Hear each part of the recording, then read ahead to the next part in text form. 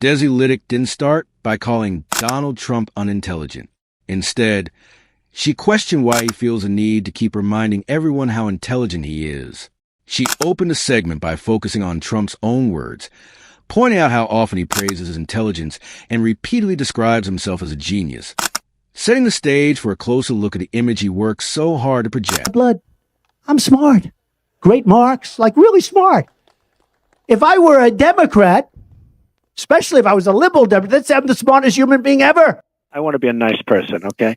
I've striven all my life to be nice. Actually, people do like me. Now at least you know it's my hair because it's raining out here. If this wasn't my hair, believe me, I would not be out here. This is not a test to see how smart you are. It's to check if your brain is functioning, which Trump should understand based on the questions. The first question is very easy, and they always show the first question is, you have a lion, a bear, an alligator, and what's another good? A squirrel, okay? Which is the squirrel? I went to great schools.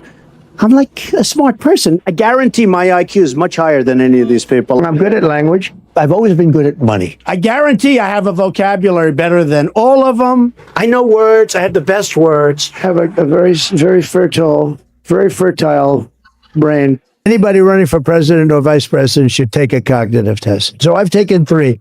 No president, think of this, has ever taken 1. Kind of a weird flex. It's like bragging about being the only kid in school who gets a special helper. It takes 15 minutes for your hair to get wet? Are you sure you're not standing in the pantry?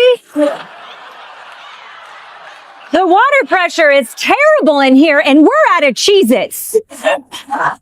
But if you're as big of a Trump head as I am, you know that water pressure is not a new issue for him. He's been passionate about this crisis for a while. Honestly, if there was ever an event where it was important to stick to the topic at hand, it's the one where you're surrounded by small children. You understand that, right? It was a rigged election. Barack Hussein Obama. Have you heard of him? Open borders, letting anybody come in from the Congo, from countries all over the world. They came in from prisons and mental institutions. He can put on weight like up and down like a yo-yo. She then turned to Trump's repeated praise of his perfect cognitive screening score, along with the many times he compared his mental sharpness to that of his political rivals. Rather than interrupting, Desi let the clips play. As they continued, they sounded less like proof and more like a campaign to reinforce an image. Then she posed a question that shifted the conversation. If someone is truly a genius, why does everyone need to be reminded so often?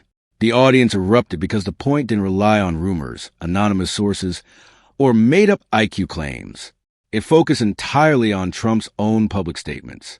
His reported 30 out of 30 score on the Montreal Cognitive Assessment was genuine, but the MoCA is a screening tool designed to check for possible cognitive impairment by measuring memory, attention, language, orientation, and executive function.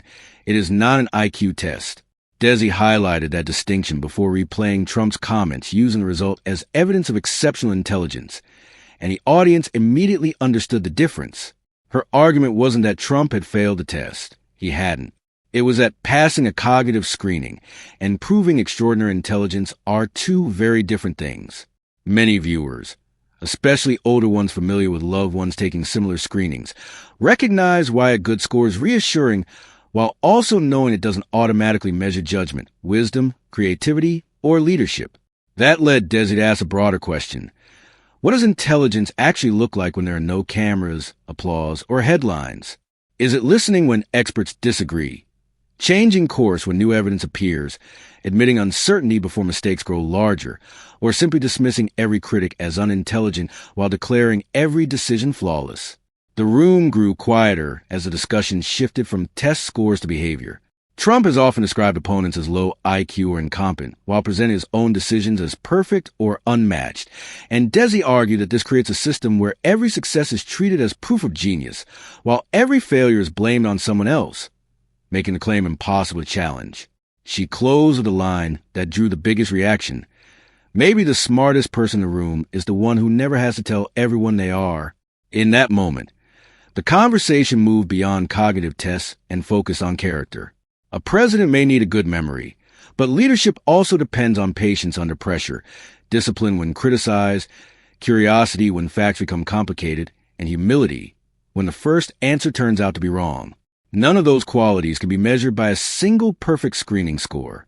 As the earlier clips played once more, they no longer sounded like quiet confidence, but like someone repeating the same label, because repetition was filling a gap that evidence alone could not.